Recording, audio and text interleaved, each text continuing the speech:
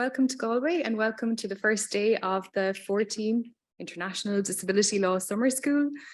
My name is Eleanor Flynn and I'm the Director of the Centre for Disability Law and Policy here in the University of Galway. And along with my colleague, Cliona, we're the co-directors for this year's summer school. So I just wanted to tell you a little bit about us in Galway at the Centre for Disability Law and Policy before Cliona introduces you to the themes and work of the week for summer school.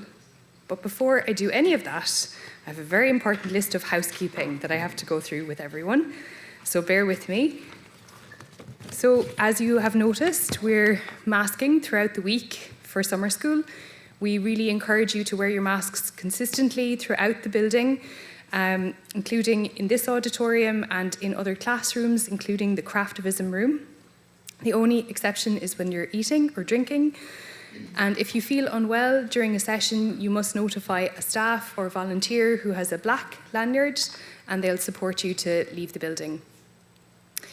Fire exits are the door to the left of the lectern where I'm standing and the door to the left of you as you leave on the ground floor. There are also two doors at the top of the auditorium at the back. And if you required the use of the lift to evacuate the building in an emergency, you should please make your way to the nearest refuge point following the green and white ceiling height exit signs. And there will be volunteers available to assist. The assembly point in the event of a fire evacuation is T1, which is across from the front of the building.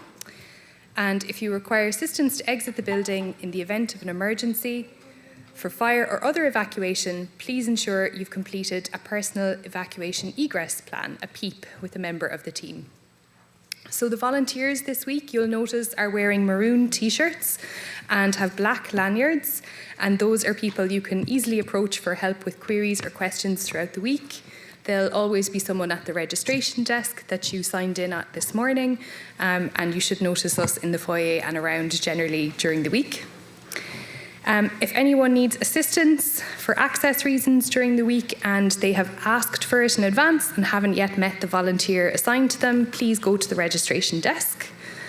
So a couple of other things: no hot drinks are to be taken into the auditorium, and for accessibility reasons, this is very important. This year we're introducing a no clapping following speakers or panelist presentation. Instead, we will wave our hands in silence like this. And a few other things: the moot court exercise, which you'll hear more about later today, the lists explaining what team you've been placed on, and room numbers for each of the teams are displayed in the foyer for those who are joining summer school in person, and the online registered delegates will get a link to a separate Zoom meeting for this. Any online delegates that require sign language or captioning will return to that session link for the moot court. This session link that you're in right now, you'll come back to that for the moot court preparatory sessions. Captioning is available in the room here in person and through Zoom, and the link to access the captions in a separate screen is posted here in the room and is on Zoom during the session to allow you to read the transcripts online. The link will be the same each day, and it's noted on the holder slide here behind me and available from the registration desk as well. We are taking some photos throughout the week, and we have asked you as you register, if you don't want your photo taken, to choose a blue sticker which is added to your badge, and that will indicate to us not to include you in any group photographs. But it's also perhaps a good idea, if you don't want photos taken, to sit on one or other of the sides of the auditorium, as we sometimes take group shots of the middle. And if you want to take photographs, that's fine, but please don't use a flash. There are accessible bathrooms throughout our building, but ironically, the most accessible bathroom is on the top floor, the second floor of the building, but there is a movable hoist available in the ground floor accessible bathroom. A couple of social events we're having throughout the week, so you'll hear more from Emma later this morning about craftivism. So that's running from Monday through Wednesday. And Wednesday, at the end of the day, is your deadline for handing over your finished craftivism piece, whether in person or emailing it online. And we will unveil the final craftivism piece on Friday. On Tuesday, tomorrow, we have a poster presentation after the main summer school session from 4:30 to 5:45. And on Thursday, we have our barbecue in the Galway Bay Hotel from 6 p.m. to 9 p.m. We will have buses running from this venue, and we'll tell you more in detail about that on Thursday. We are taking a group photograph at 1:15 on Wednesday. This is weather dependent, so you'll be notified where to go, and we're taking it after the last morning session before we have lunch. So we'll feed you after the photograph. And finally then, for anyone who's participating online, the link you have already received will be the same, as I've said, for each day this week. We are recording the live sessions each week, and the link will be circulated as soon as possible after that session for anyone who misses one. And please note the Q&As are not recorded. So that makes it easier for you to ask whatever you would really like to ask without knowing that it might live on the internet forever. And the Zoom login details are clearly labelled on the Welcome to Summer School email, and you will need to log in with the same name and email address that you used at registration, or you won't be able to access the sessions. Okay, so I think that's my long list of housekeeping done. And now I can tell you a little bit about this Centre for Disability Law and Policy that is hosting this week's events. So the centre here has been in existence officially since 2009, and since I took over as director in particular, my ambition really is for this centre to become known as the place where everyone who's anyone in disability rights world has some connection to. So I'm really pleased to have so many of you here in person and online for this week. And I'm sure we'll be able to convince you to come back in some form or other to one of the other events or activities or programs that we run. And just to share a little bit about those. So this is part of our education program, this summer school, but it's also part of the outreach work we do with the disability community in Ireland and globally. And we do a lot of other kinds of education programs as well. So we have a master's program in disability law and policy. For anyone who's interested, you can talk to me or you can talk to Janos, who's the director of that program. It's a year-long program for people doing it full-time, or over 2 years for people who choose to do the program part-time here in Galway. And we've had some really incredible graduates of that program go on to do fantastic things within the UN, within international NGOs, and within disabled people's organisations. We have a PhD program as well for those who want to continue their studies in disability rights even further. And a lot of our PhD students, again, have had equally illustrious careers, and many of them have come back to work with us as postdoctoral researchers on different projects, including my colleague Cliona, who you'll be hearing from in a moment, is one of our we're very proud to have had Cliona here as a PhD student and now as a postdoctoral researcher as well. Another part of our work that we do is working with community groups, working with disabled people's organisations. We have a disability legal information clinic where individuals can come with their queries about their rights as a disabled person in Ireland. And also we can work on projects for organisations in Ireland or globally as part of the research component of that clinic. So if you're someone who might like to bring a query to the clinic or bring a research project to the clinic, please talk to me about that, because I'd be very interested in working with different groups for next year. And another thing that we do, which is really important to us, is our research. And we don't want to do just boring academic research that sits on a shelf and looks very pretty, but nobody actually cares about it in real life. We're very committed to doing research that can actually have an impact for change and really move things forward, both in Ireland and around the world when it comes to advancing disability rights. So a sample of the research projects that we've worked on include a project on reproductive justice for disabled people. We've also completed a project on access to justice for women with intellectual and psychosocial disabilities in Asia and the Pacific. And we've also recently finished a project on the experiences of disabled people in a number of European countries during the COVID-19 pandemic, which of course is ongoing.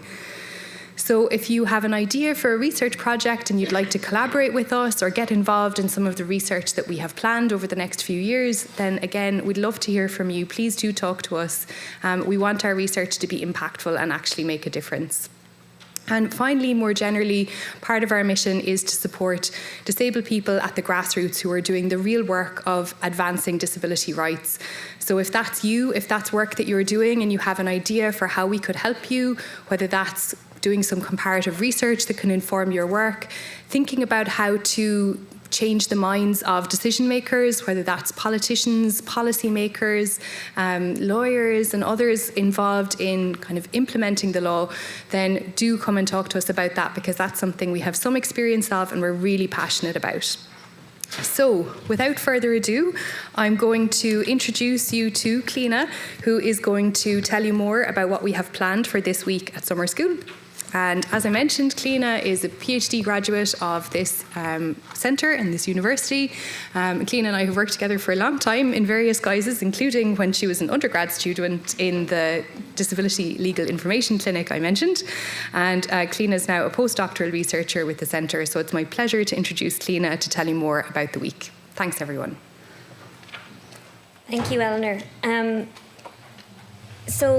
Díreib agus Wargade Falta. Hello everyone and welcome. Welcome to the 14th International Disability Law Summer School. As co-director of this year's summer school, I am really delighted to have the opportunity to welcome you all to this year's event and also to explain to you the theme for the week and give you some more information about the programme of events that we've put together. The theme for this year's summer school, as I'm sure you're all aware of by this stage, is the rights of disabled children and young people. And as a group, disabled children and young people have traditionally been, and let's be honest, often continue to be, overlooked in across law, policy and practice.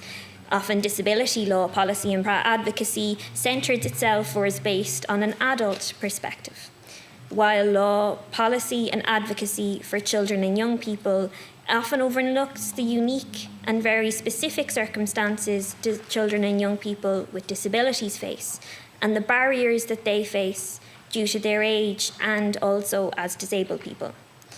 I think the theme for this year is going to challenge some of these and reflect it, but is also particularly timely with lots of work in this area in the last few years, including a joint statement released by the Committee on the Rights of the Child and the Committee on the Rights of Persons with Disabilities.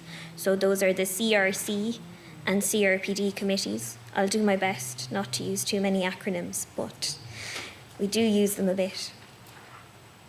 Also work that's underway on the UN Youth 2030 strategy, the establishment of a global network of young people with disabilities, and so many more things that I'm sure I have forgotten some very notable things, and I'm almost loath to list any, just in case.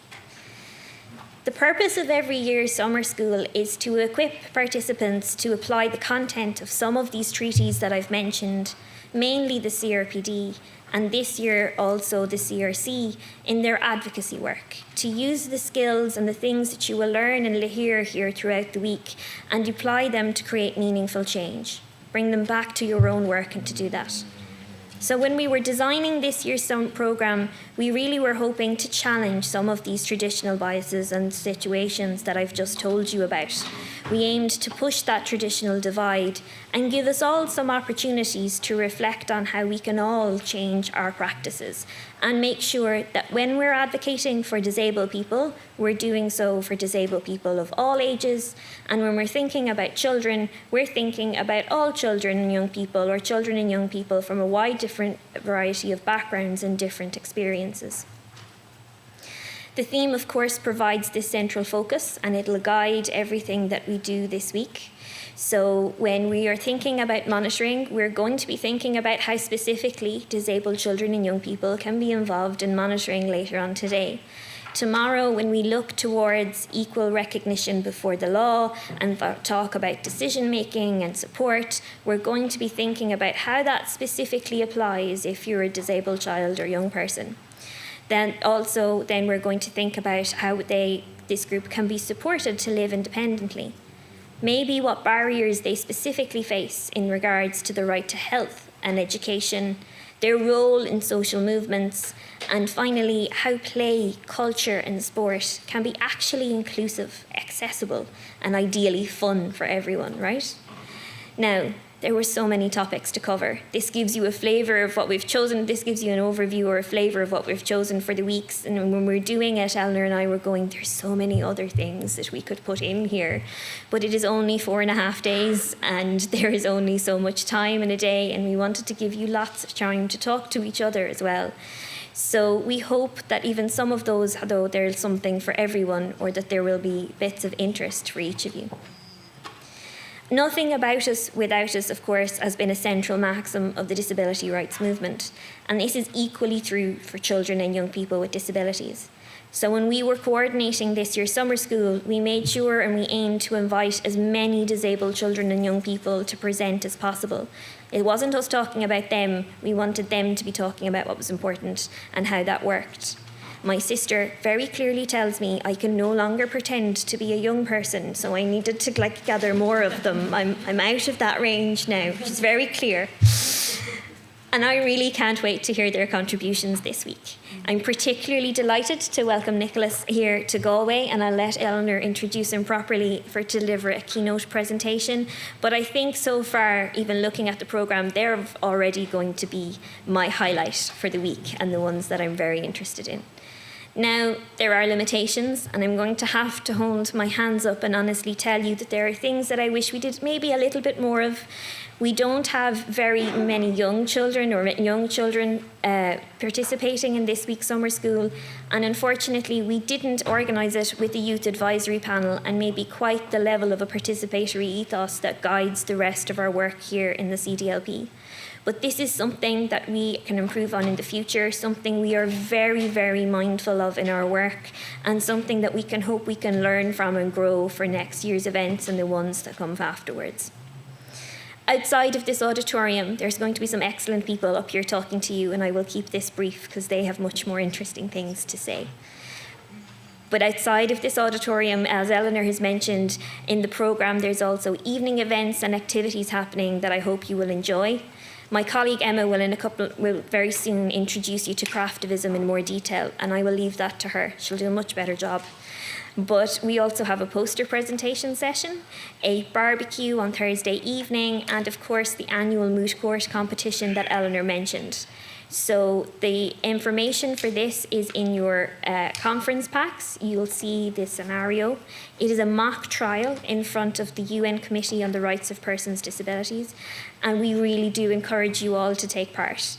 Everyone is allocated a team, and as Eleanor mentioned in her housekeeping, information on those teams is available on poster boards, and you encourage you to go and check that out in your tea and coffee break after you've been well caffeinated, of course. And also that you do genuinely take part. You'll have a preparatory session later today to learn more about how all of that works, so I won't go into it in detail. But I will say that every year it is great fun and people genuinely get into it, and there's a bit of a competitive spirit when it works well, right? So I encourage you to take part, and I tell you that you don't have to be a lawyer or to have any particular legal knowledge to do that. There's mentors there to guide you, so don't be daunted by it. Looking out across this room, I can see so many familiar faces, people who are returning to summer school or who've passed through the CDLP in one way or another in previous years, but also so many new faces too, and particularly those young people that I mentioned earlier that we're delighted to be bringing into the general CDLP broader fold that Eleanor mentioned. We have many people joining us online as well, and I'm glad that we had the opportunity to keep that going in a way that was accessible for people. I think we have over 110 participants joining us in person throughout the week, or well over 100 at least, and over 50 and almost 50 people joining us online from 30 countries internationally. And this is the thing that has always struck me about summer school. Sitting down and writing these notes, I actually realised that I attended my first summer school here in Galway in 2013 as that undergraduate or master's student that Eleanor mentioned to you. So I think this is actually my 10th summer school, almost my 10th, because there were some gaps with COVID, but we're almost there. And looking back over each of them and how they have worked, I'm thinking about the one thing that stands out throughout the week. And it is, of course, the amazing presentations and all the information that you learn from people sitting up here. But beyond that, it's the participants. It's you in the attendees, whether it's on person and online, and how much I learn from those chats during the coffee breaks. the questions that come to the presenters or the people that share information about their own work at the barbecue or over a bit of stitching or crafting in the Craftivism room, whatever those things that are happening. And we've really endeavoured to give you lots of space in this year's programme to continue this tradition, and I hope you benefit from it as much as I did over the years and that you make good use of it. We also encourage you to use Discord for this purpose. You can connect with the delegates joining us online if you're here in person. You can carry on conversations that have been happening, and you can carry on conversations even for a while after summer school is over. You'll find all the information you need about Discord in your programme, and you should also have been sent some links in your email. And I'm really looking forward, therefore, whether it's in person or online, to learning from and with you all this week. And I really hope that you enjoy your time at summer school. Thank you. Ramila Mahagi.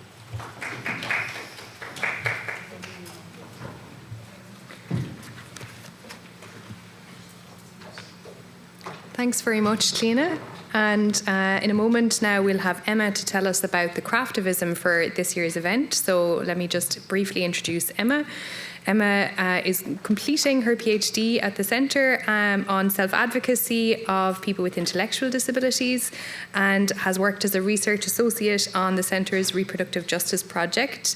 She's a supporter to the National Platform of Self-Advocates and a founding member of the A-Team Youth Club, an innovative volunteer-run autism-positive club serving over 140 autistic children and young people in North Tipperary. So over to you, Emma.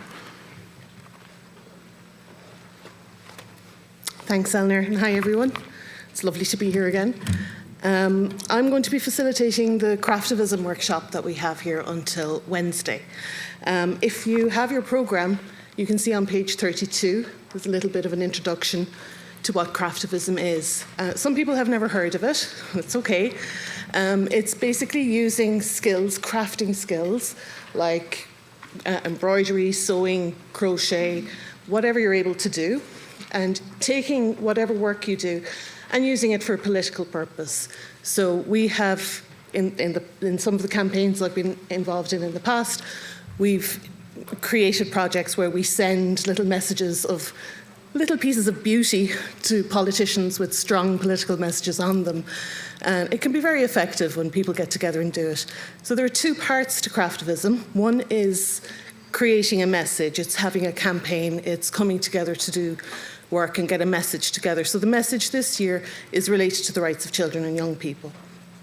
But probably the more important part of Craftivism is that we come together and that we talk and we share information about the different campaigns that we're involved in, the different activities that we do in our own lives, the injustices that we are dealing with, and that it's a space where we can sit down together and share those stories over a little bit of crafting, a little bit of relaxed work together. It has a long history, Craftivism. I touch on it a little bit here in the introduction.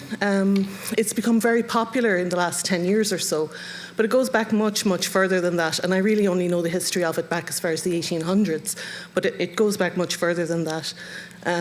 In the US, the Underground Railway used coloured block quilts to indicate safe passage for escaped slaves and to help them find safe houses. In Chile, women of the mothers of disappeared created narrative quilts to talk about their losses and to expose some of the injustices of the Pinochet regime.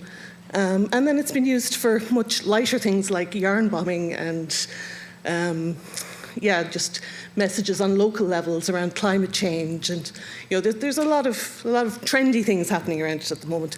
But we shouldn't lose sight of the fact that it has been used as a political tool. It's been used a lot by women, and it's very popular amongst feminist networks because it's that idea of collaborating and coming together.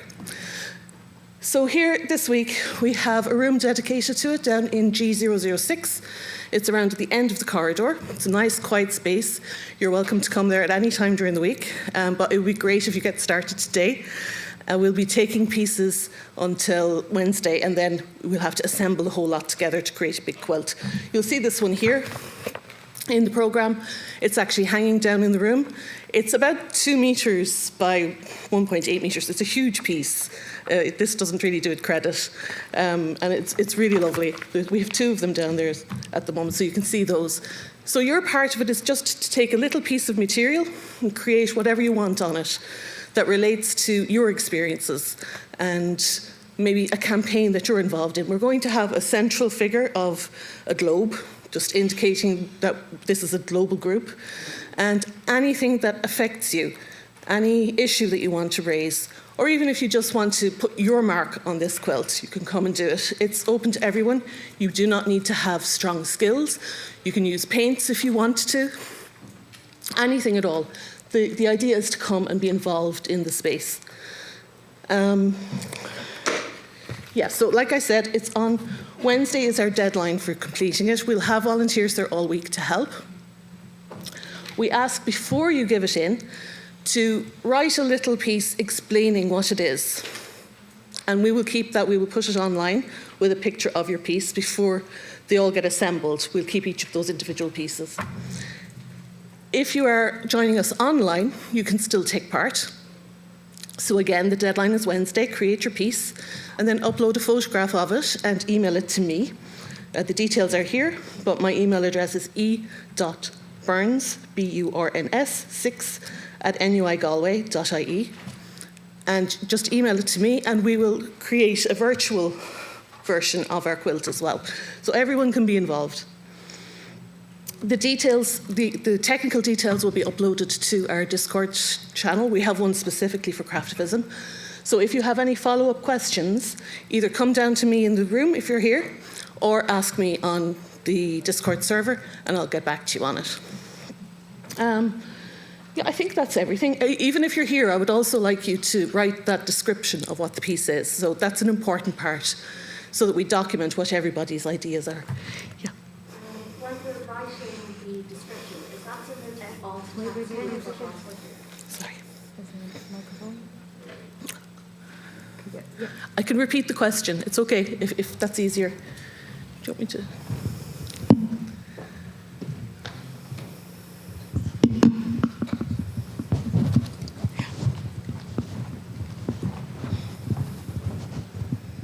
Sorry about that, and thank you.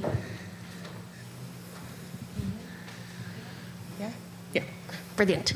I was asking, the description of our piece, is that similar to the alt text you would use on social media? Yeah, exactly. It's like the text to describe your piece. So give a description of it, what it actually looks like or what it feels like, and then your message as well, what it means to you.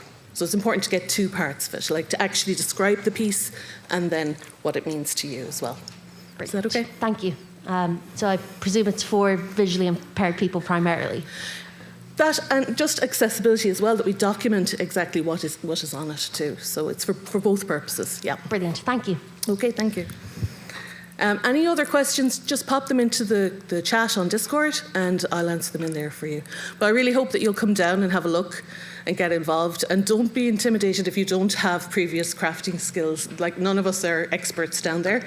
It's really just about coming together, learning from each other. And hopefully, like every year, we learn about new projects that people have done or different parts of history that we weren't aware of before. So it's a really important part too. If you know more about this than we do, come and let us know. Okay, thank you. I hope to see you down there.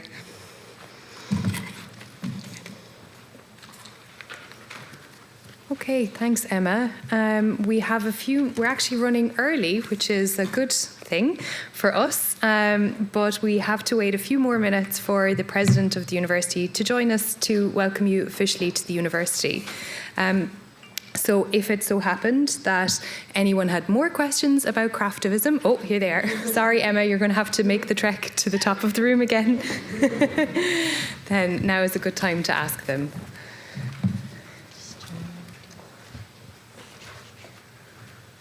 Sorry, I'm just turning to the relevant page. Yes, so looking at that image, and I did see it in the room itself of the previous piece, I'm just curious what the actual theme was. Well, we try to keep it as open as possible because it's generally the rights of children and young people this year. So that one that specific one, I probably misunderstood. Yeah. This one was about the right to family and relationships.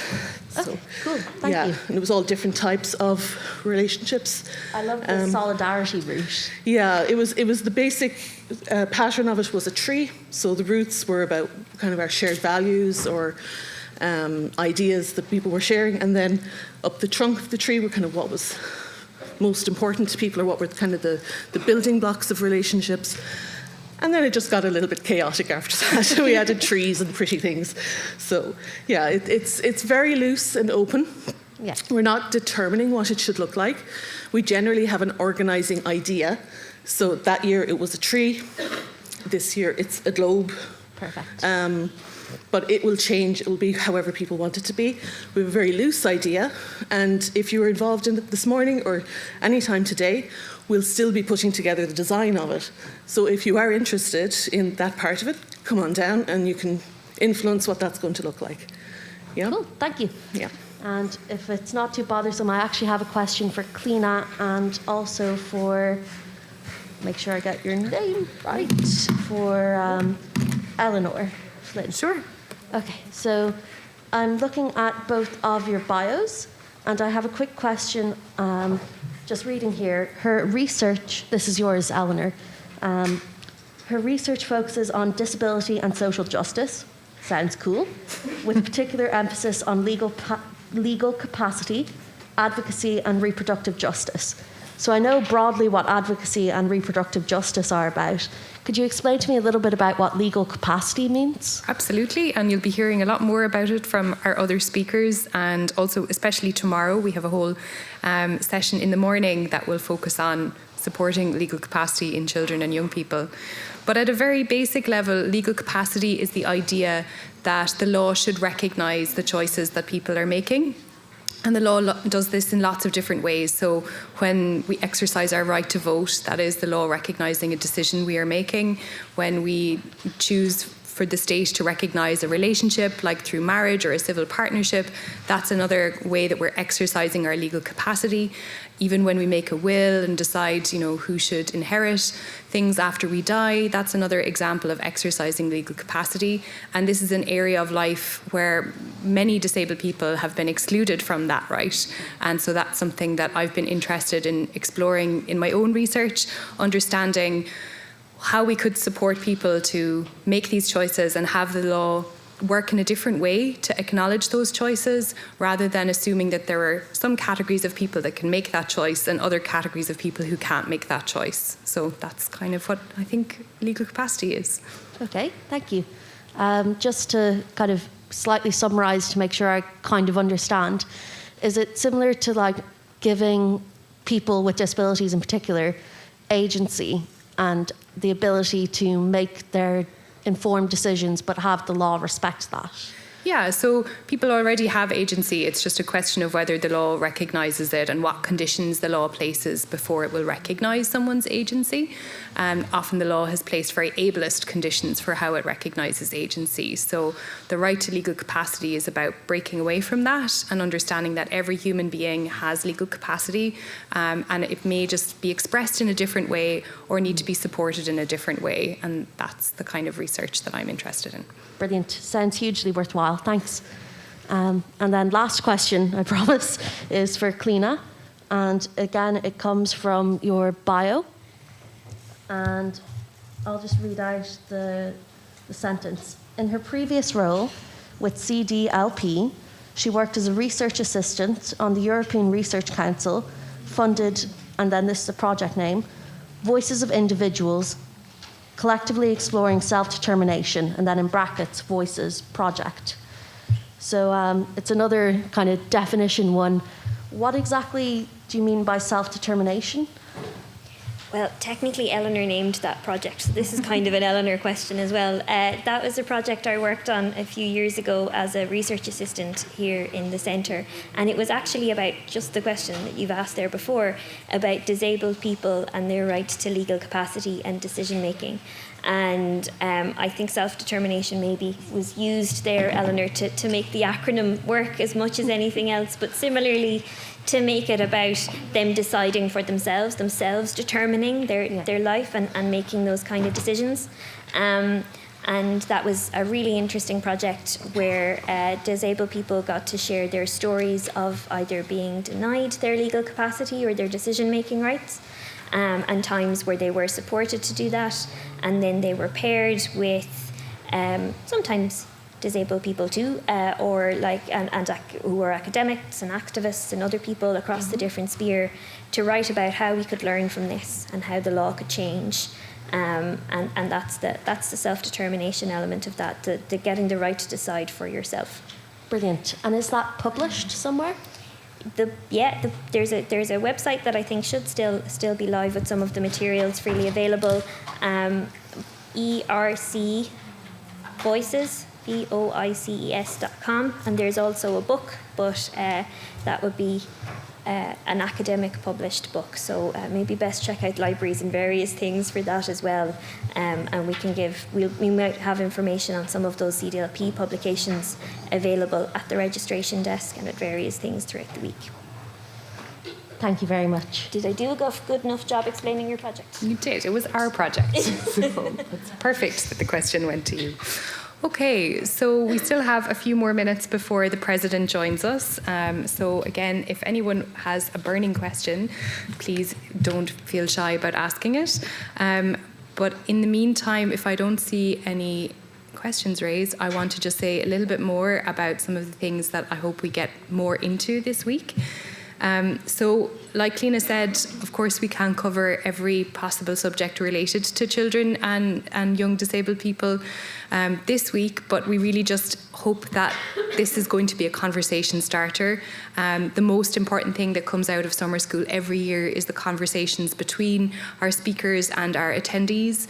So, make sure to use every possible way that you can. I think many of us are so grateful to be able to have this space, whether it's online or in person, to ask people things, especially people whose work we may have been following for a long time, or maybe it's something we've just learned about that sounds really interesting. So it's really important this week to try to overcome our own shyness and ask people about things that they've talked about that sound really interesting. And we are very proud to have a really well-informed audience at summer school. So I know that the questions throughout the week are going to be really engaging and really thought-provoking and help us to think about what we talk about here. We want to make sure it's not just abstract, that it's really practical. Like, how would you do this in your own life? How would you do this with the groups and people that you work with when you leave summer school, when you go back to the places you've all gathered here today from, and think about what that's going to look like in the future for you. So make sure to take all the chances that you get to connect with people. Don't be shy. Our speakers and our presenters are normally really happy to chat to people after the panels in the coffee breaks or on Discord about what it is that they're doing in more detail, because we have given people relatively limited time to share their work with you. As you'll notice throughout the week, all of the panelists have about 20 minutes, apart from our keynote, which is longer, of course, to share their ideas with you. So it's not a lot of time to fit things in. So make sure that you do follow up with them if they say something that's interesting to you. We will be trying to take as many questions as we can in the time, but we do ask people throughout the Q&A sessions of the week to make sure your question is a question.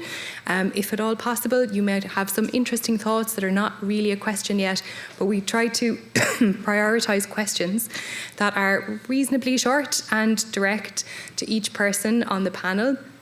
So it's good for you to think about that when you're formulating your questions.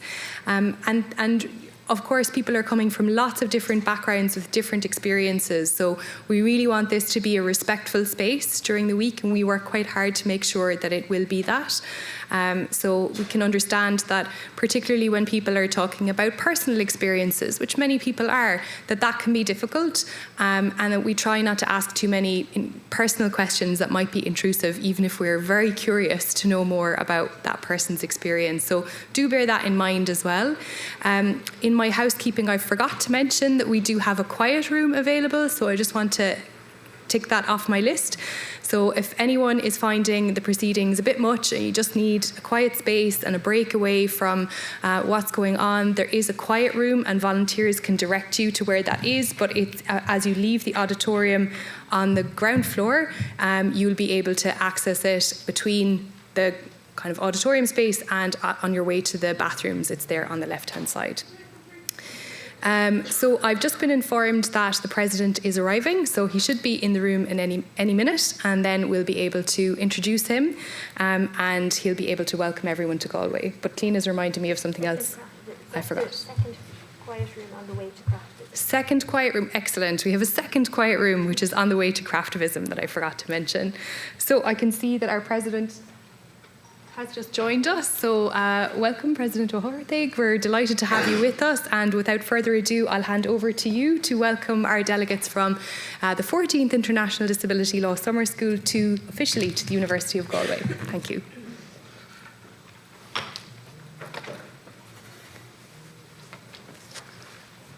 Thank you all, Grameen Mahagif, Tafan Falcheroiv. My name is Kieran O'Hogarty, as Eleanor has mentioned. Thank you, Eleanor, for the invitation. And thank you for being with us here. It's very important to us as a university and to me as its president that this summer school is here. I often tell the story that I grew up in Myola Park, which is halfway down campus, just off campus, about 200 metres down the road here. And when I was growing up, I used to go through the university into town. And that was the normal way through. And because of that, and because we used to have tennis on the tennis courts and handball in the handball alley at the time, I felt this university was part of my furniture. And I'm very keen, one of my missions as its president is that everybody feels the same. Because I knew then, and I know now, that not everybody did feel that or feels that now. And for yourselves, I think it's really important that the summer school is open to you, open to your, accessible to you, but also open to your critique, your ideas, your discourse, your conversations.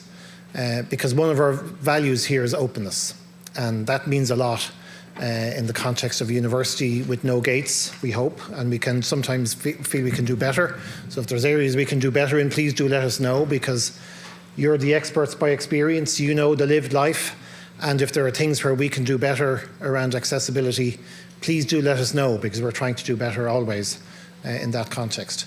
But secondly, openness also means openness to ideas, dissent, discourse, discovery, conversation. And that's a very important part of the summer school always. For me, it's a really important reason why I came up to welcome you to Galway and to the University of Galway.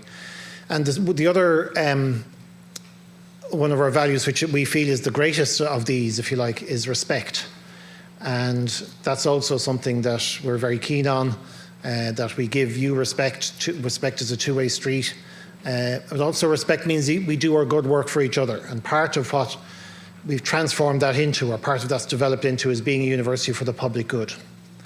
And that also means a lot to us, that we're a university that doesn't even serve ourselves, but a university that serves all its communities and does so out of a sense of service and a sense of doing right things, doing good things for the public good.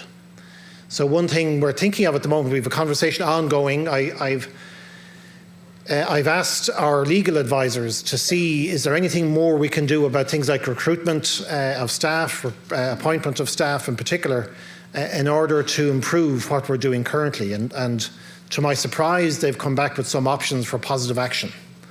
And we'll maybe come back to colleagues in the law school and in disability law around this, is there are things we can do in order to engender positive action towards the 9 grounds in the legislation. And I'm bringing a short paper to our governing authority next week, which will start the conversation about whether this is possible, and if it's possible, what policies we can put in place in order, for example, to shortlist all candidates from underrepresented backgrounds, or to appoint, if there's 2 candidates, one appointable from an underrepresented background would be that appointable candidate. So have positive action towards underrepresented groups and groups which have been had different life experiences than the rest of us, than me, for example. So that's something that we're very keen to have a conversation around, where I'm socialising the idea, because I was surprised it was something that was potentially something we could pursue. And I'm keen now that at Governing Authority we push ahead and see by the autumn whether we can have a policy in that regard. And I think it would make a big difference for all our communities, including people with disability, or people who have different backgrounds and different life experiences. I know I was here for the Race Equality Forum in this room earlier this year, and I'm very aware that I'm president of this university because I'd have lots of advantages during my time. I'm straight, white, male, and also have had some people then added settled, and we could also add other advantages I've had throughout my life.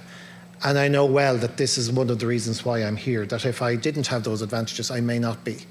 And I'd like also, like I was the person who went through campus and made this campus my own, and it was part of my furniture, I'd like also to correct those wrongs as a university president to the extent that we can.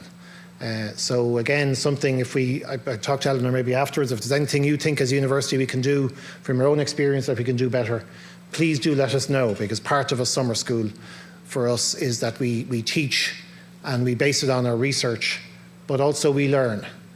And very often universities are seen as people who know things and who therefore tell other people things, where in fact universities are places that learn. And we grow with each other throughout our experiences, our journeys through life. And so this, for me, is not only an opportunity for you to learn, but for us to learn from you.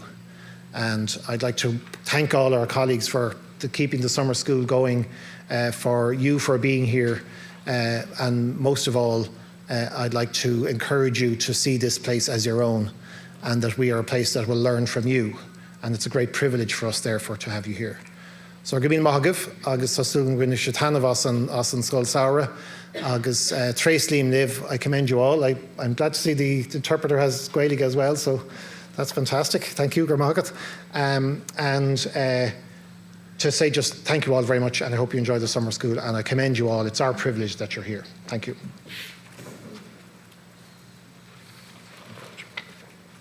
Thank you very much, President Overthig.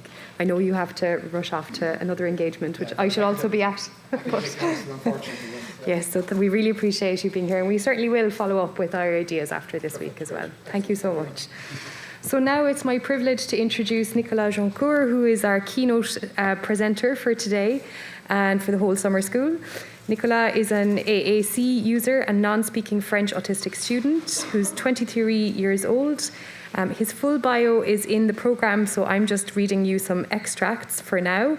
Nicolas at university has chosen to study law and sociology and is interested in the implementation of the CRPD, that's the Convention on the Rights of Persons with Disabilities, especially Article 12 on legal capacity, which Cliona and I are also very interested in. So Nicolas has worked in lots of different organisations on the rights of autistic people, including the French Association Clé Autiste, and is a member of the ENAL Youth Network Board. So we're delighted to welcome Nicolas and to hand the floor to him for his keynote presentation. Thank you, Nicolas.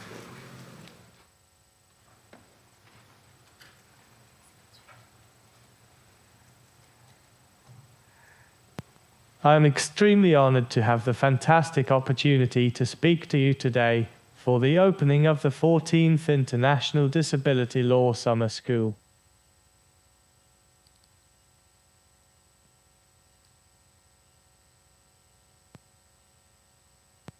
I could not have dreamt of such a wonderful opportunity to share with you my thoughts on how we can one day see real respect for the rights of disabled people in our societies. As this session is about the rights of disabled children and young people under the UNCRPD, I hope that you will be interested in my experiences as a young non-speaking autistic activist.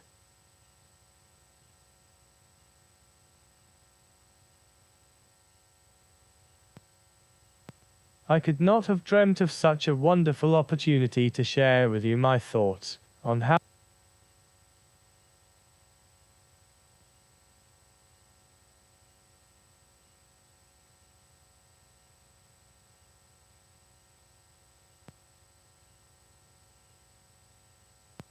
We're a wonderful community, and it's with a heart full of hope that I speak to you. I'm sure you've felt, as I have, the sharp blade of ableist doctrines cutting into your lives, casting stones and labeling you subhuman. So many times, since childhood, I've been exhausted from feeling so much sadness and frustration, due to the lack of consideration on the part of an ableist universe in which we are perceived as broken and maladjusted beings, who should be repaired, locked up or neutralized. The fact is, all over the world, children and young people with disabilities suffer from massive, yet invisible, exclusion.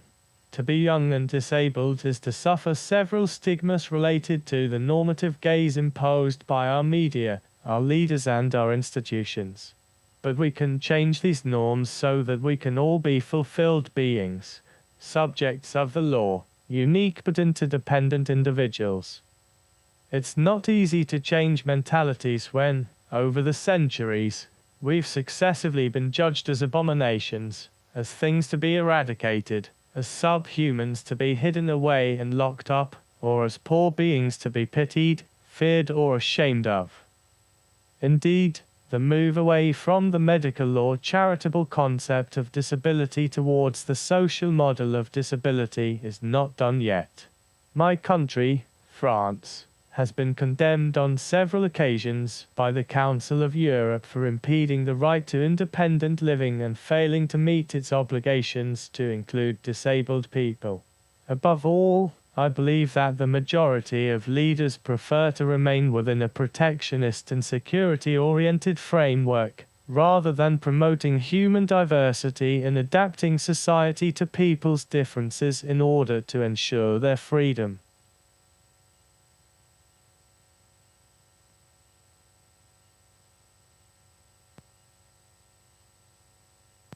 I'm going to talk about my background and share with you my thoughts on the discrimination that people with cognitive disabilities suffer, especially when they are non-speaking or non-verbal. Defending ourselves better unites us.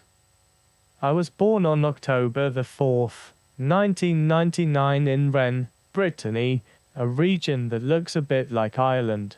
I was lucky enough to have parents who always fought for me, so that I could have a life like any other child. I have a half-sister who is 22 years older than me, but it's not just a half-love I have for her. I'm part of a loving and mostly committed family. I've always been a member of it, naturally.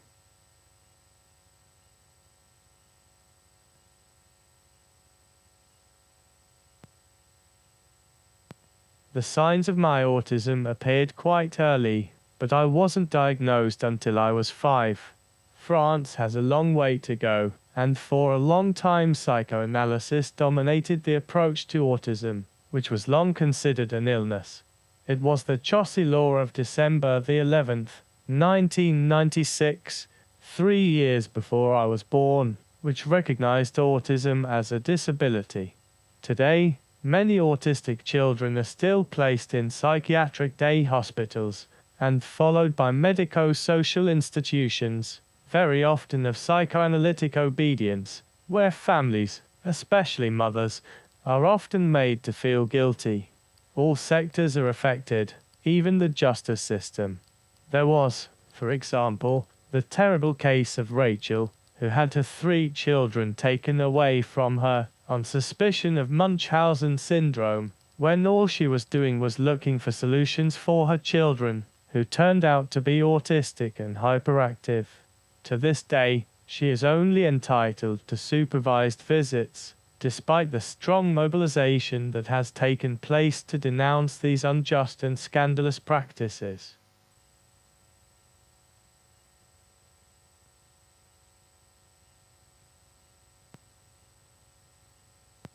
The French Autism Association, Clés Autistes, to which I belong, has also been very active on behalf of Timothy, a young autistic boy locked up in a psychiatric hospital, while his mother fought for his schooling.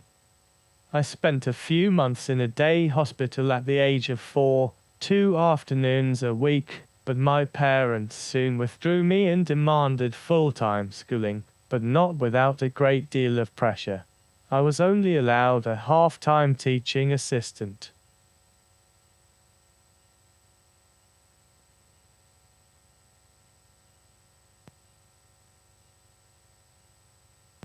Since the 2005 law, children have been enrolled in their local school, but very early on, right from kindergarten, they are referred to institutions. I don't personally know these institutions from the inside. Parents are under a lot of pressure to accept these placements. It takes a long time to get a teaching assistant or special equipment, and teachers are untrained and often reluctant. This makes schooling difficult, and parents are told that their child would be better off in a specialized institution. In these institutions there is little or no schooling, especially for autistic children. Staff are poorly trained, and turnover is high. The buildings are often far from the cities. The silence of the surroundings is accompanied by the shrill cries of children excluded from society.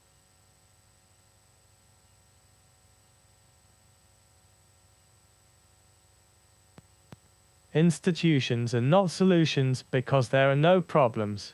We are not problems. We should never have to endure such exclusion. I don't believe that the fate of these children is the concern of those who work in institutions. Nothing should encourage such exclusion. The circumstances of all these journeys are alarming, and the feelings of social non-existence are unbearable. The right to an education in an ordinary environment does not have to be justified. I know the feeling of being taken for unintelligent, to understand what I'm told and not being able to show it. My thoughts didn't move mountains. I had no words capable of penetrating the doubting world of professionals. I always felt infantilized. People saw me as small, unable to appreciate the full extent of my abilities.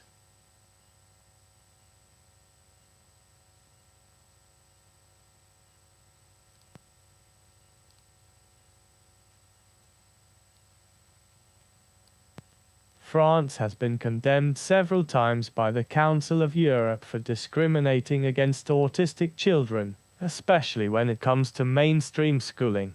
Autistic children, especially non-speaking ones, are in institutions, and those who go to school are there for very short periods, accompanied by teaching assistant with precarious status, with shared hours and no training. There are also local school inclusion unit, but this is not real inclusion, as the children remain separated from the others.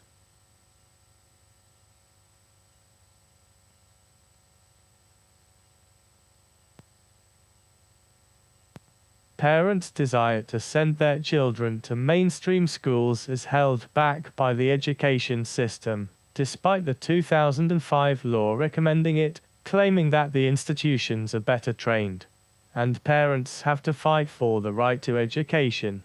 A mother I knew, Bettina de Pan, went all the way to the European Court of Human Rights to ensure that her non-verbal autistic son had the right to a proper education. But she was unsuccessful on the grounds that, I quote, the placement of an autistic child in a medico-educational institute rather than in an ordinary school environment does not violate his right to education.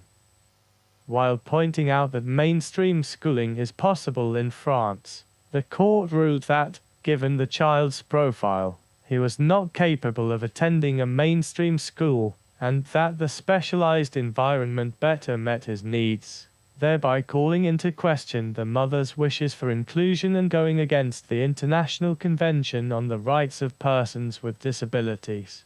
With this incomprehensible decision, the ECHR has merely encouraged France's segregation policy.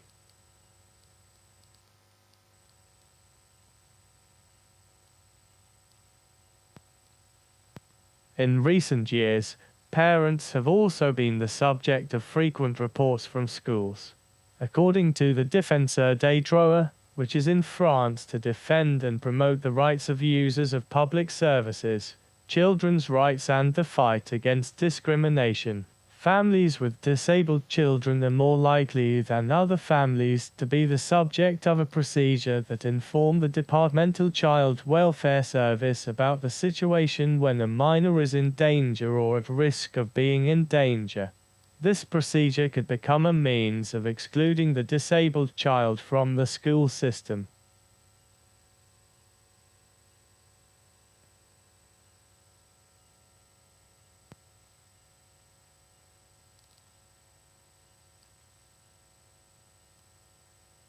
My parents had fought hard to keep me in mainstream education, but even though the situation was good at first, I had to continue with correspondence courses, which were, however, part of the national education system, as the school no longer wanted me.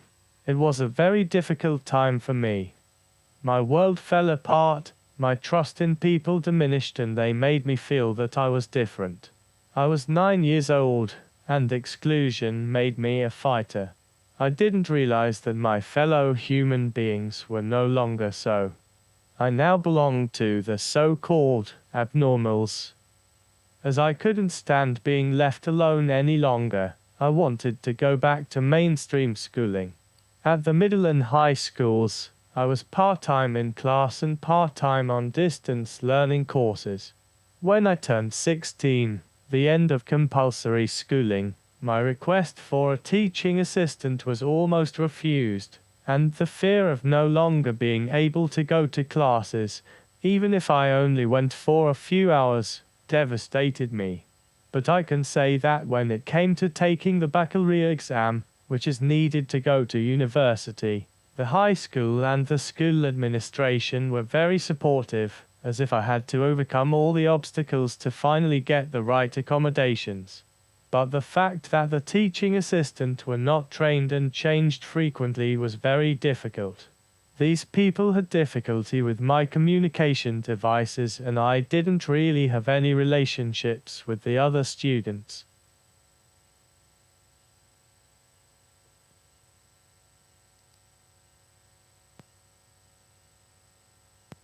I also didn't have any personal assistance in my childhood and teenage years. My parents couldn't afford to pay them, and they didn't receive enough financial support. I really missed being able to live like other young people my age. The fatalism of believing that I wouldn't have an independent life won me over, and the dreams of choosing my own destiny didn't come true. When I passed my baccalaureate, I had a wonderful time. I realized that I'd never be perceived the way I was before. People often don't approach me directly, but ask what institution I'm in. Then, the fact that I say I'm a student changes their attitude, which shows the level of stigma towards people with disabilities. It hurts me to think that in France, I'm the only non-speaking autistic person to have passed my baccalaureate and gone on to higher education. People tell me I'm a pioneer. I sincerely hope that one day, the doors of higher education will be wide open to all, and that all educational opportunities will be truly accessible.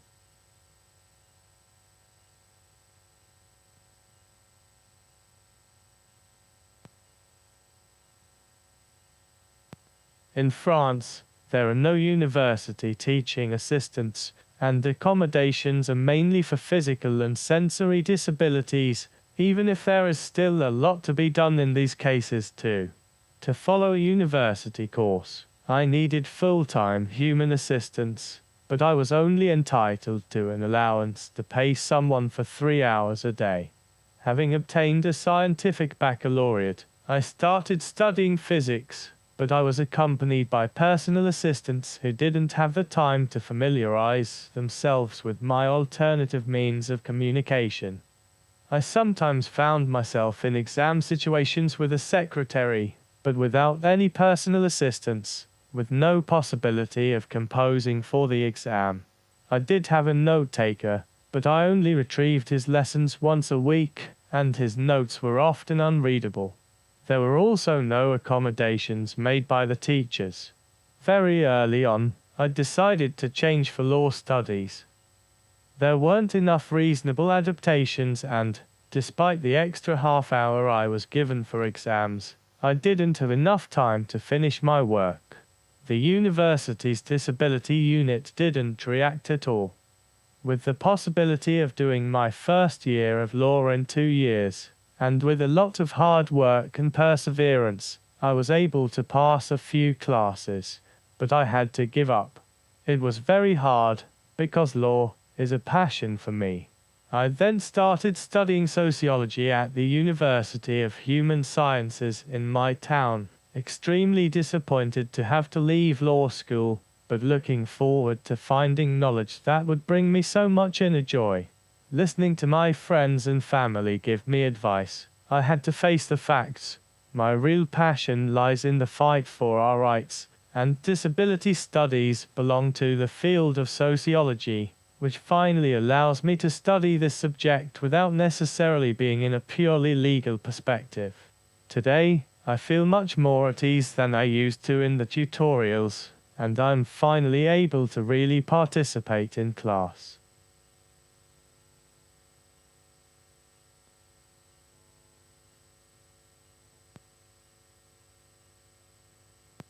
Even if I don't have the time to write everything I'd like to say every time, I've been well received by my teachers and I work in groups with the other students. For this first year, I began to study, firstly, the accessibility of concert venues for people with reduced mobility, and then the subject of student precariousness. By interviewing a disabled student in a precarious situation as part of my research, and by meeting people who are members, like me, of a Disabled Students Association at my university, I was able to confirm that my vision of the situation was correct. There is a serious lack of access to education, and disabled students face enormous obstacles. We're all experiencing similar difficulties. There's a big lack of consideration for our needs, and a big lack of adaptation in terms of courses and examinations. In fact, I'd say there are no pedagogical adaptations, and no trained or sufficient staff at the disability unit. We seem to have to beg endlessly to get notes taken, and we're often treated like disempowered fools by the disability center staff who are supposed to help us. I explain too often that I understand very well when someone speaks to me, and I have to repeat it, whereas most of the people in charge of accessibility speak to me as if I were 2 years old, or talk to my personal assistant instead of me directly.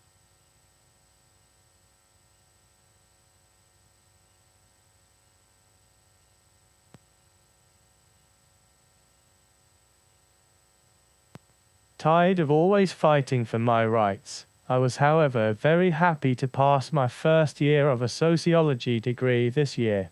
Very early on, I wanted to have my own flat. I didn't want to always have to be with my parents. But I only had a disability living allowance that gave me 3 hours of direct payment a day to hire my personal assistants. But I need a PA with me all the time, to communicate my thoughts and desires, to converse with others and to initiate what I want to do on a daily basis. So, with so few hours, at the start of my studies, I could only employ PAs when I went to class. Each time, I had to fight to increase the hours. I went from 3 hours a day to 4, then from 6 to 10.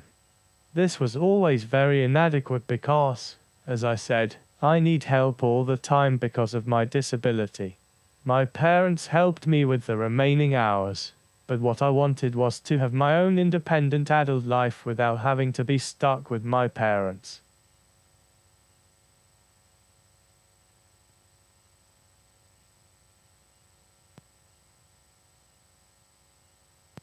To get personal assistance, you either had to be rich, or you had to fight.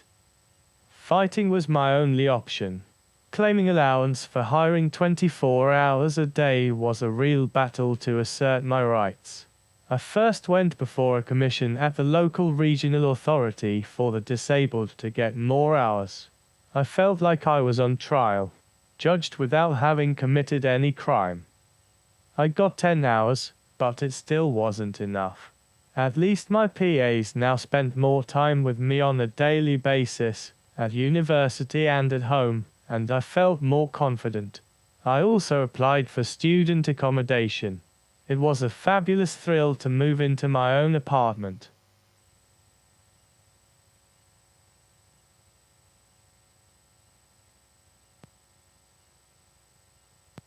I then compiled a new application and had to go again before another committee. It was very stressful. I had to show both that I had a strong desire for independent living and also that I could do little or nothing on my own. It doesn't seem that many people understand what independent living means.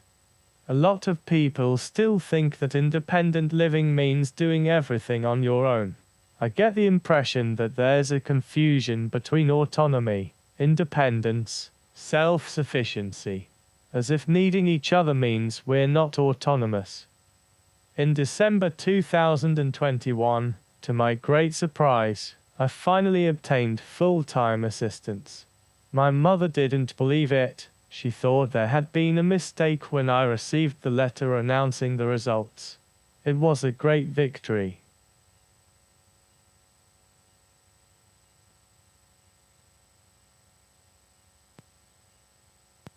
This is what allows me to live a normal life, which was impossible before. I'm grateful to these people for listening to me. I'm currently living in a university residence with my personal assistants. Getting enough aid to pay for personal assistance is therefore very complicated, and many people are pushed towards the institution. In France today, the policy is more about development of group housing and outsourced services, but this has nothing to do with deinstitutionalization. It's still not the people themselves who control their lives, especially when they lack legal capacity. I want to decide about my life, but I'm terrified that someone will report me and I'll end up under guardianship. When I leave my university residence, it's not certain that a landlord will agree to me signing a lease on an apartment, for example. It's unbearable not to be considered as an adult and to have your dignity disregarded.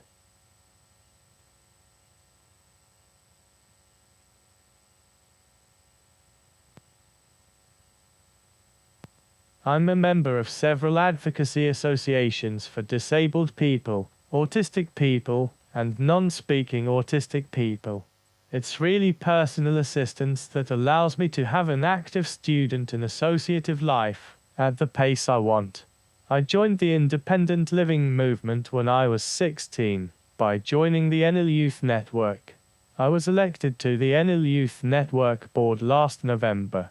Enel is like my second family.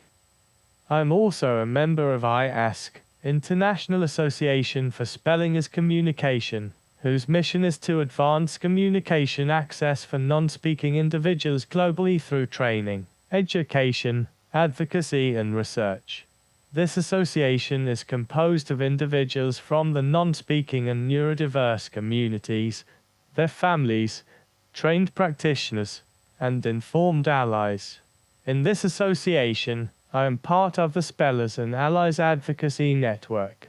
We advocate together around issues that concern non-speaking people, such as agency, autonomy, and access, through public education and advocacy campaigns.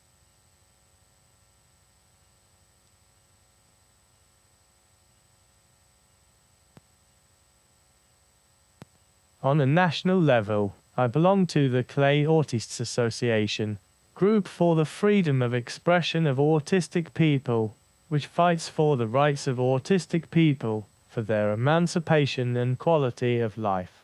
Our group aims to be systemic, intersectional and mixed, but managed by the people concerned and independent of the state and associative and medico-social structures, which defend an apolitical, alienating and ableist vision of disability. Within this framework, my mission is to develop inanimate resources for non-speaking autism via a network of relationships of people concerned, in France and internationally. From the outset, My beloved association has been seen as radical because we are against institutionalization and the medicalized vision of disability. Dialogue is difficult, whether with parents' associations, support and healthcare professionals, or politicians. The last Freedom Drive, in Brussels in October 2022, confirmed for me that things are not getting any better. The number of medical and social institutions is multiplying worldwide. Access to personal assistance is often impossible or very restricted, while many public and private bodies continue to perpetrate violence and promote an over-medicalized model of disability that puts human rights on the back burner. I wouldn't be telling you anything if I said that even if progress is being made in terms of accessibility, it's still not enough, and shows the lack of inclusivity in all aspects of our societies.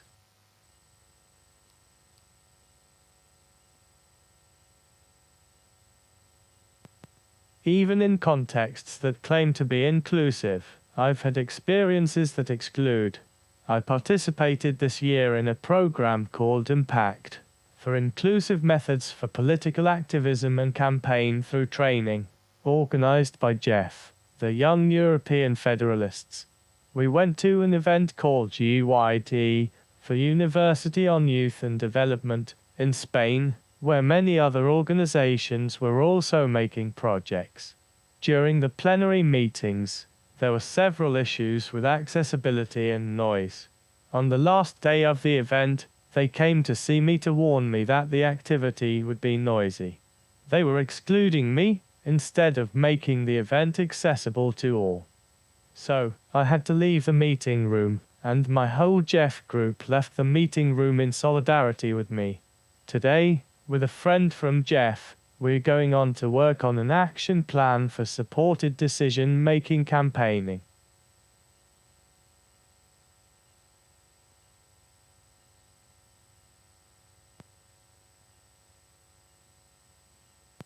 I would also say that, despite these efforts by us, advocates from all over the world, coming together with the aim of making independent living more real and accessible for all people with disabilities, it's disappointing to see a real lack of cooperation from many states when it comes to implementing Article 12 of the UNCRPD, which affirms the right to equal recognition before the law. As it is said in the 2018 study on the equal recognition before the law made by the Centre for Disability Law and Policy of Galway, the reluctance to truly apply the CRPD are mostly due to the paternalistic attitude of states to the issue of disability. In recent years, I've been campaigning for assisted decision-making to replace guardianship and curatorship. Gradually, I began to look at the different approaches to assisted decision-making in the USA, Australia and Ireland.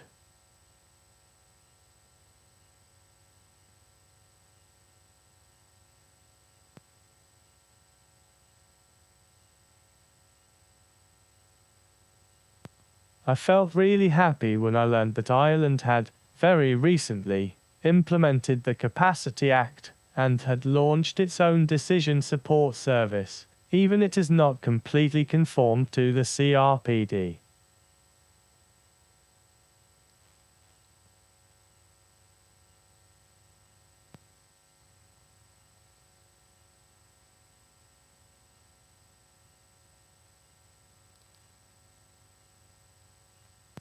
By standing together against the restrictions on freedom generated by substitute decision-making and institutionalization, we are moving towards greater accessibility and autonomy in all aspects of our lives. We are opening up the possibility of universal legal capacity. What we need is a whole change in the way our claims are considered, for non-disabled people to learn to see us as subjects of the law and no longer as burdens. That is why we will continue to push states to assume their responsibilities and uphold the commitments they made when they signed the CRPD, just as they did when they signed the CRC, Convention on the Rights of the Child.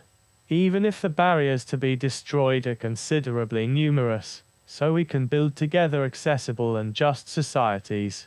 We will remain united and continue to break down the walls, steps, and closed doors that prevent us from living our lives as we wish to live them. Our voices and our words will be even louder and more visible.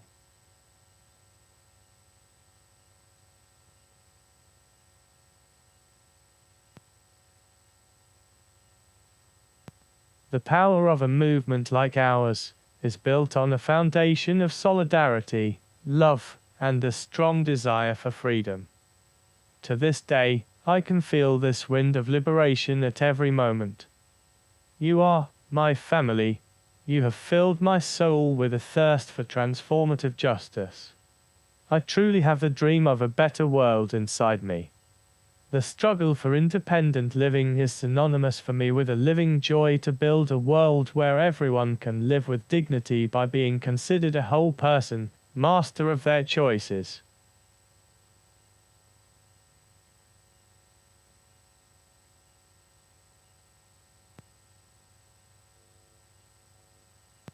In 2018, I participated in a summer NL Youth study session, whose topic was active citizenship and political participation of young disabled people as a pathway towards independent living.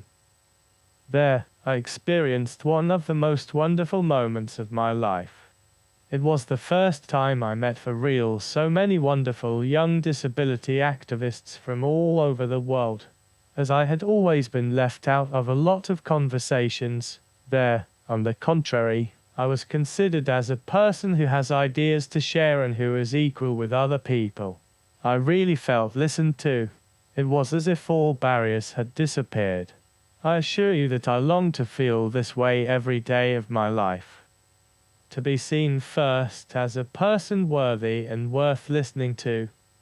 I'd like each and every one of us to be. This is my community. This is where I belong.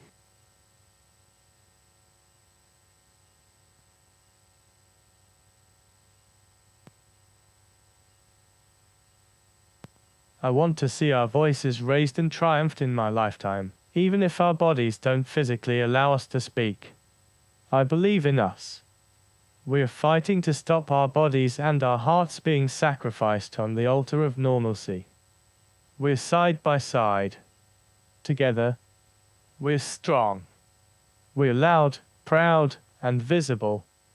We will never give up the fight.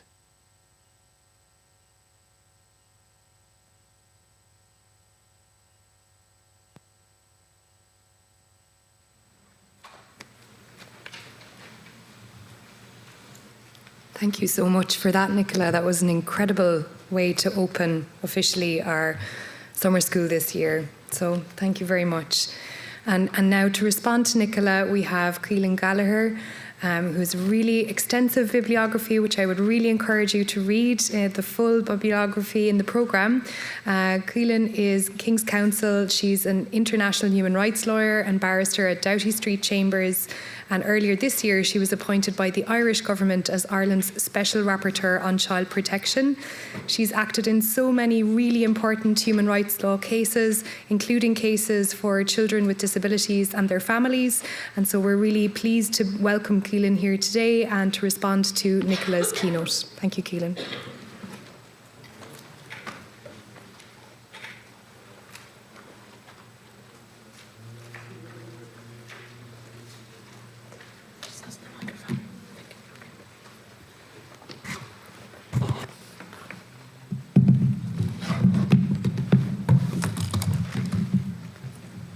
Thanks very much, everyone. And what a privilege it is to be at the summer school this week, hosted by the Centre for Disability Law and Policy, which does such vitally important work. And thank you very much to Eleanor and to Cliona. And what a privilege, frankly, to be responding to such a brilliant, thought-provoking keynote speech by Nicholas. Nicholas said during his speech that people tell him he's a pioneer. And he's right. They're right. He is a pioneer. You've heard why that is. The only non-speaking autistic person to have passed the BAC, gone on to higher education, living in university accommodation, having fought to obtain financial aid for full-time assistance, and his brilliant campaigning work. It's undoubtedly the case that what he's achieved is groundbreaking and pioneering.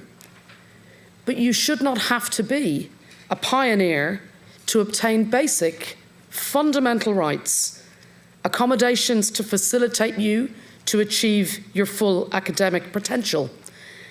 And that phrase he used during his keynote really struck a chord with me. To get personal assistance, you either had to be rich or you had to fight. Fighting was my only option. And what he's described in his speech this morning is a fight at every single stage.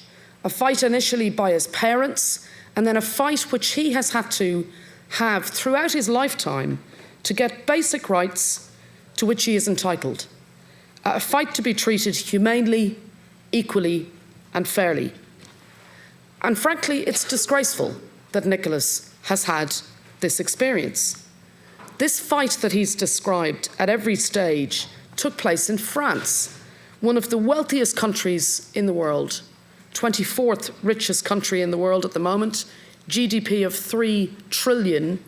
A country which is a member of the Council of Europe and the European Union, and a country which has excellent human rights credentials on paper, in theory.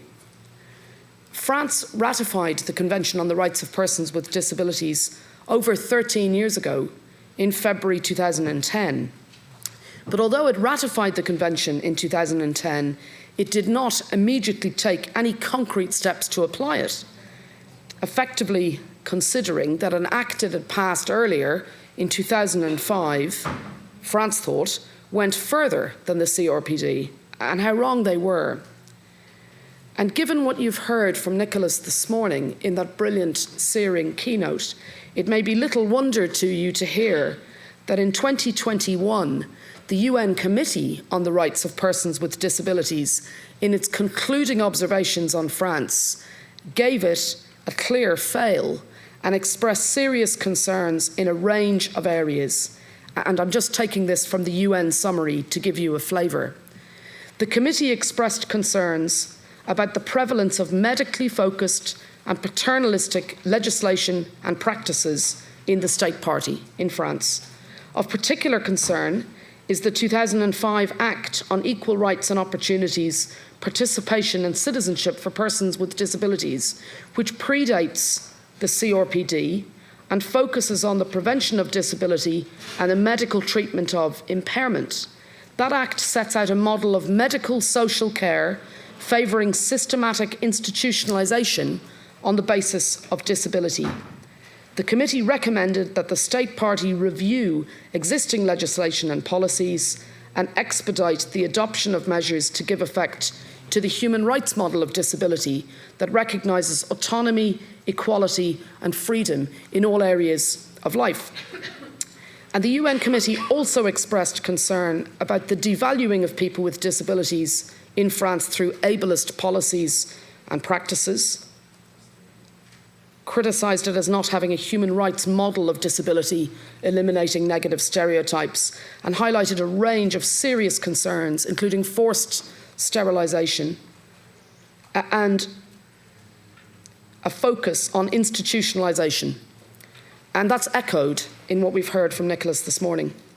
And that's why in responding, I wanted to start, before I just go on to some points that have occurred to me from this speech, just briefly, giving you a quote from Albert Einstein. Albert Einstein once said, "In theory, theory and practice are the same.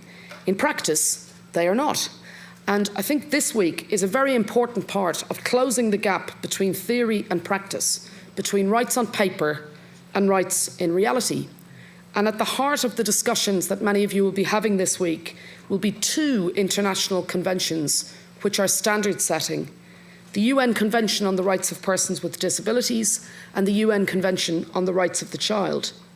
Now, the CRPD, when it was adopted in 2006, the then United Nations Secretary General Kofi Annan described its adoption as the dawn of a new era, an era in which disabled people will no longer have to endure the discriminatory practices and attitudes that have been permitted to prevail for all too long. And almost 2 decades later, are we in that new era? And quite plainly, despite the number of states who state on paper that they agree with and support the CRPD's principles, we're a long way from that in reality. What we see all too often is a compliance gap between lofty declaration and rights reality. And we also see that with the UN Convention on the Rights of the Child, dating from 1989, the most widely ratified human rights treaty in the world. Yet many states who have signed up to it on paper fail to comply with its basic principles in practice. Now, I've got to say, that idea of complying with something in principle and failing to comply in practice also has a very long history. And it's worth noting, given that we're having this discussion in Ireland, that although many people in relation to children's rights talk about Eglantine Jebb, one of the Jebb sisters who founded the Save the Children Fund, many people talk about her first declaration of the rights of the child in 1923, 100 years ago this year, which had speedy international impact, was adopted by the League of Nations as the Geneva Declaration of the Rights of the Child in 1924.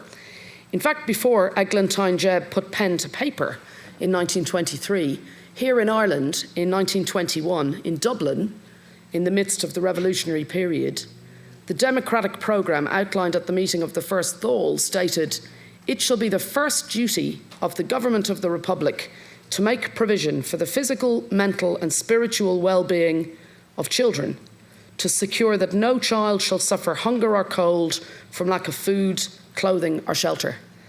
So over 100 years ago, Ireland stated this was its first duty. And unfortunately, just as children's rights are not a new concept, the notion of children's rights being well respected on paper, not in practice, has a long history, stretching back at least over the last century. And the writer Sean O'Fuailón wrote later that that First Dáil's democratic programme was listened to and discussed for precisely 20 minutes and 50 seconds and then buried forever. So I think much of what we're hearing from Nicholas's speech and what we'll be discussing this week is that mentality of lofty general words, little in the way of tangible, measurable, specific commitments. And that gap between theory and practice should be at the heart of what we discuss this week. The fight Nicholas has described today is all too familiar, and I wanted to tell you one other story just before turning to the European Court of Human Rights aspect of his speech. Next month is the 10th anniversary of the death of a young man, aged 18, called Conor Sparrowhawk, who died in England in NHS care. And I never had the pleasure of meeting Conor because I was instructed by his family after Conor died, an entirely preventable death linked to his disabilities. And Conor was nicknamed Laughing Boy by his family and by him, and he had autism and epilepsy. And at the time that he died, on the 4th of July 2013, he was in, apparently, a specialist unit, an assessment and treatment unit. And he had a seizure whilst in a bath. No member of staff saved him. No one had picked up that he was having increased seizure activity because, rather like Nicholas has described, you had poorly trained staff who simply didn't know what they were doing. And again, one of the richest countries in the world, signed up to the CRPD, is a member of the Council of Europe. And again, you have this fundamental mismatch. And Conor had been there for 107 days at the time that it happened. If you haven't seen it, given that we were speaking about craftivism earlier, it's worth having a look at the brilliant craftivism work which was done in the wake of Conor's death, and that's 10 years ago now, the 107 Days Justice for LB campaign. And a wide range of people were so outraged by what had happened to Conor that they came together to try to seek accountability and find some answers. And his family suspected that what had happened to Conor was not a one-off. And during the course of an inquest where I acted for the family, we discovered someone else had drowned 7 years previously in that same bath, We hadn't even been told about it. We discovered it in the middle of the inquest almost by accident. No lessons have been learned whatsoever. This was an accident waiting to happen. In truth, it wasn't an accident at all.